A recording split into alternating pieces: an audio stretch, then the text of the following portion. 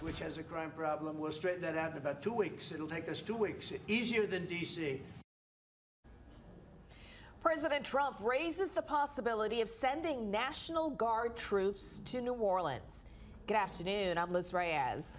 And I'm Rob Manson. Trump floated the idea as part of his crackdown on crime. Governor Landry supports the idea. Sabrina Wilson has that and other reactions. Sabrina. Liz, the president's eagerness to send National Guard troops to New Orleans comes as violent crime is down in New Orleans. Some Democrats call it a stunt that's targeting blue cities. President Trump made the comments in the Oval Office this morning. He deployed National Guard troops to Washington, D.C. recently and talked about doing so in Chicago, but Chicago's Democratic mayor and governor pushed back hard, saying the Guard isn't needed there. U.S. Senator Bill Cassidy issued a statement saying he supports Trump wanting to send the Guard to New Orleans. Earlier today, before we knew about Trump wanting to do so, he was on a press call with Cassidy, and he commented generally on Guardsmen being sent to the U.S. cities.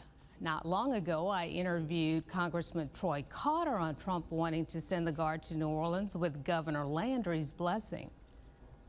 So we're making a determination now. Do we go to Chicago, or do we go to a place like New Orleans, where we have a great governor, Jeff Landry, who wants us to come in and straighten out a very nice section of this country that's become quite, quite tough, quite bad.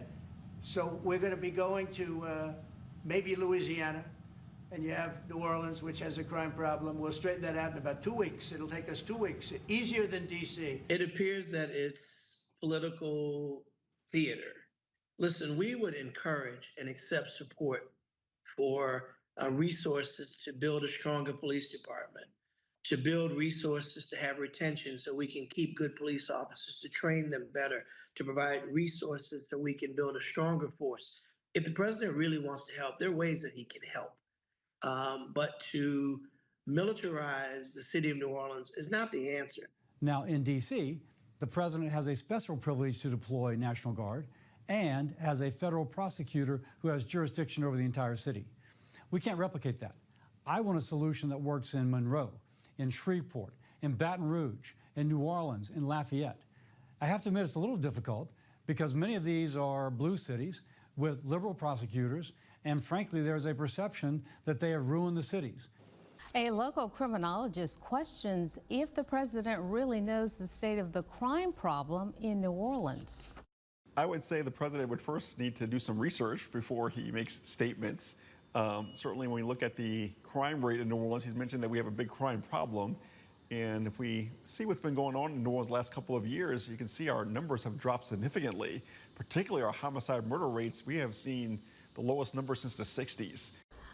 A federal court said Trump illegally sent the military to Southern California recently. Now, we expect to hear from Governor Landry on this at a press conference he's having at Angola Prison this hour. Earlier, Landry issued a written statement saying, "We'll take the president's help from New Orleans to Shreveport." Rob?